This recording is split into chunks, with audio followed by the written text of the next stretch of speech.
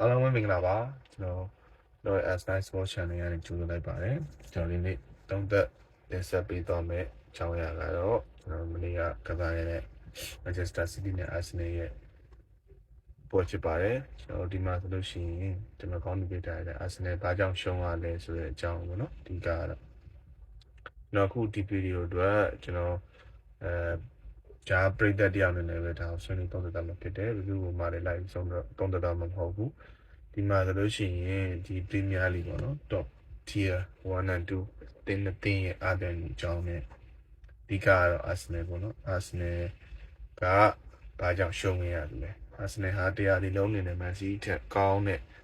performance ပေါ့နော် Man City ထက်မှမဟုတ်ဒီတင်းနေအင်္ဂလန်တင်းနေအကုန်လုံးရဲ့အထက်မှာအများအားရှိနေခဲ့တယ်တရားဒီလုံးတိုင်းတာနဲ့သူဖုန်ကောင်းတယ်ကစားပုံကောင်းတယ်သူတို့ရဲ့လူကြီးချန်နေပိုင်းလုံးဝ Arsenal အပြစ်ပြောကြမရှိခဲ့ဘူးတော့ပေမဲ့လည်းဒါမျိုး Arsenal ရဲ့ပေါ့နော်ဒီတို့ပြောမှာချွတ်ချော်မှုပေါ့ဒါမျိုးအဓိကပွဲတွေ crucial ပွဲတွေလုံးဝ critical moment တွေမှာအများနဲ့လွှဲချော်နေရတဲ့အကြောင်း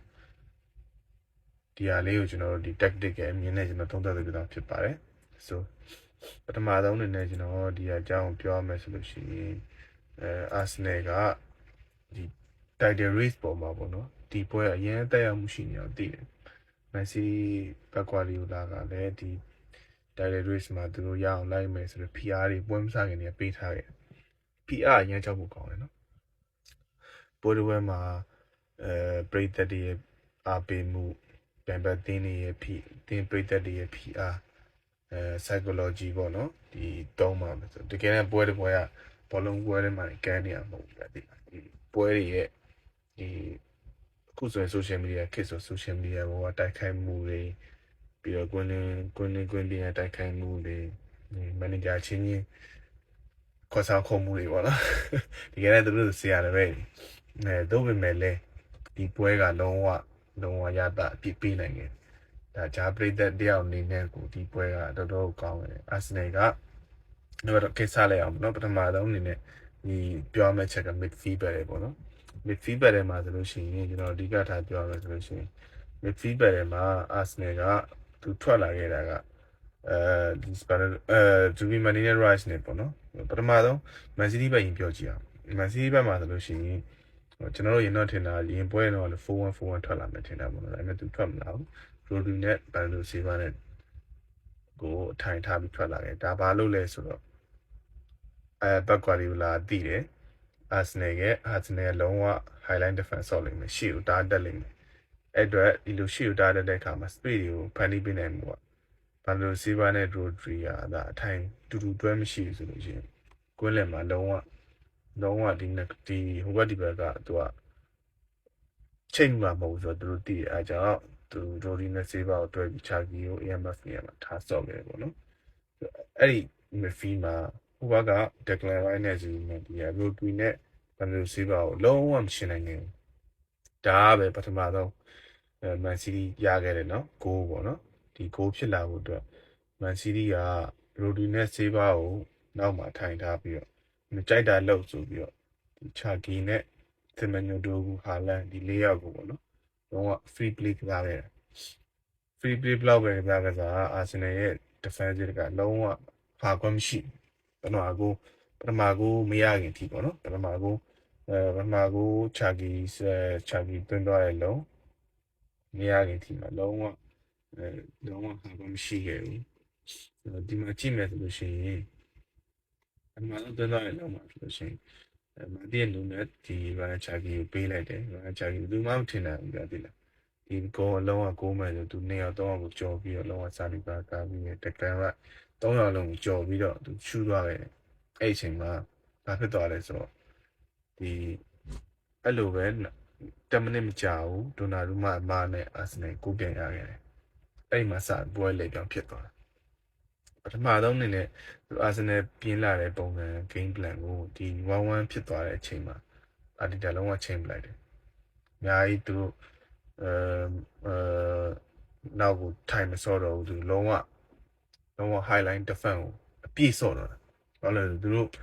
ကိုတကူထက်ရမှာဖြစ်မယ်ငါတို့ဒီတကိုရပြီးတော့ဒီကိုသမားကိုလည်းဒိုနာရူမာကိုလည်း more pressing ပေါ့လှုပ်ချင်တဲ့အတွက်ကြောင့်မလို့တအားရှိကိုတက်တယ်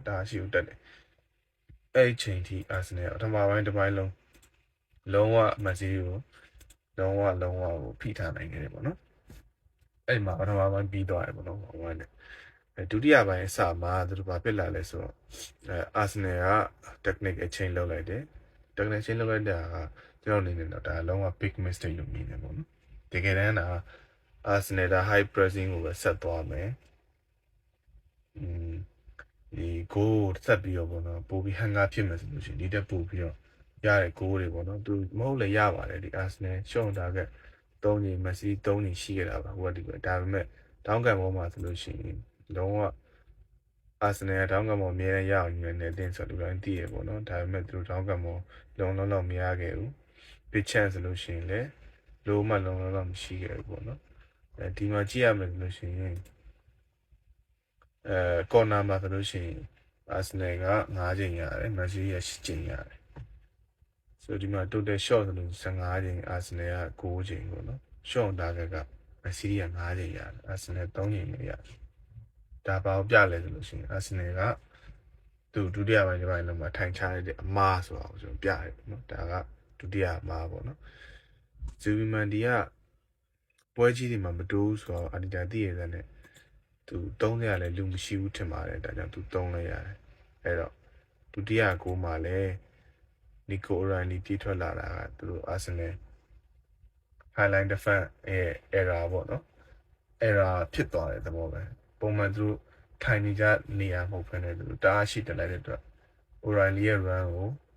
သူတို့မှနေ right နဲ့တော့မမီနိုင်ဘူး so အိမ်မှာလွတ်ထွက်သွားပြီးတော့ Haaland စီရောက်သွားတယ်ပေါ့နော်လှပပဲကန်သွင်းသွားတယ် That's the reason why Haaland is the best striker in the Premier League ဘာကြောင့် Haaland ကခုချိန်ကြီးကောင်းနေစေလဲဘာကြောင့်သူတပွဲလုံးမတက်ကြီးရက်ပြီးတော့ဘာမှမလုပ်ခွင့်နေရတော့သူကြည့်တလုံးရောက်တဲ့ဟာရောက်ရှုနိုင်တယ်ဒါကြောင့်ပဲ Haaland က top scorer ဖြစ်နေတော့ဖြစ်ပါတယ် so ဒီမှာ analyze ကိုပြန်ကြည့်ရမယ်ဆိုလို့ရှိရင် midfield မှာမနိုင်ခဲ့ဘူးပြီးတော့Arsenal second half decision မှားတယ်နောက်ဆုံးပွဲကြီးတွေမှာလဲလေးရှိရဲ့ Suleiman ပြီးတော့ဒါတော့မှနော်Saliba record ဖြစ်ရမယ်ခွင့်ရ Haaland သူမလဲချရဲလို့လားသူဒါ record မဖြစ်ရမဟုတ်လို့ရှိရင်ဒီတက်ပို့ပြီးတော့ကြည့်ရဆိုတဲ့ပွဲဖြစ်သွားတယ်တိုင်ရန်လည်းသူဆုံးဖြတ်ချက်ကိုမှန်နဲ့သူလုပ်နိုင်ခဲ့တယ်ပေါ့နော်ဒီနေ့ဗီဒီယိုကတော့လောက်ပါပဲဒီဒါကတော့တခြားဝေဖန်မှုတွေပါတယ်ရဲ့အကျိုးဆက်တွေကိုဖယ်ထားပြီးတော့ဒီအမြင်အနေနဲ့ပဲကျွန်တော်သုံးသပ်ပေးတာဖြစ်ပါတယ်ဒီအားစနေတိုးတက်လူရှာလေးနဲ့ဆုံးဖြတ်ရလို့ရှိရင်ဘာကြောင့်ရှုံးခဲ့ရလဲဆိုတဲ့အဖြစ်ကတော့feedback တွေမှာသူရှုံးတယ်အဲ့ဒါကArsenal president နဲ့ Messi ရဲ့ president ပို့ပြီးတာလုံးကောင်းမှုနေတယ်ပေါ့နော် Arsenal လုံးကြီးပြနိုင်တယ်ဒါကဘာကြောင့်လဲဆိုတော့ second half decision ကြောင့်လည်းဖြစ်နိုင်တယ် second half မှာသူတို့လုံး pressing လုပ်တော့ so နောက်တစ်ချက်ကတော့ big game experience ပေါ့နော်ဒါမျိုးပွဲတွေမှာနောက်ဆုံးတစ်ချက်အရေးကြီးတဲ့ big game experience မှာအများနဲ့ချွတ်ချော်တဲ့အသင်းပေါ့နော်ဒါကတော့ technical မဟုတ်ဘူးအများနဲ့ချွတ်ချော်လေးရှိတဲ့ Arsenal ရဲ့ bad luck ပေါ့နော်ဒါကြောင့်လည်းပါတာပေါ့ so ဒီက brother တို့ဘယ်လိုမြင်ရလဲ Arsenal ဘာကြောင့်ရှုံးလဲဆိုတဲ့မြင်လေးကိုကောင်းမှဝင်ရောက်ဆွေးနွေးပေးတော့လို့ရပါတယ်နောက်ထပ်ဗီဒီယိုလေးလည်းတင်မှုရှိပါတယ်ဒါကျွန်တော်ပထမဆုံးဗီဒီယိုပါနောက်လာမဲ့ညာဒီအတွက်ကြိုပြီးတော့ပေါ့နော် train ထားတာပေါ့အားပေးကြပါဦးဆက်ပြီးတော့လည်းကျွန်တော်တို့တူတူရှေ့ဆက်ပြီးတော့ဆွေးနွေးတုံ့တက်ကြတာပေါ့နော်ကျေးဇူးများတင်ပါတယ်ဆုံးဖြတ်ကြည့်ပြီးတော့ that's nice ပေါ့ပါ bye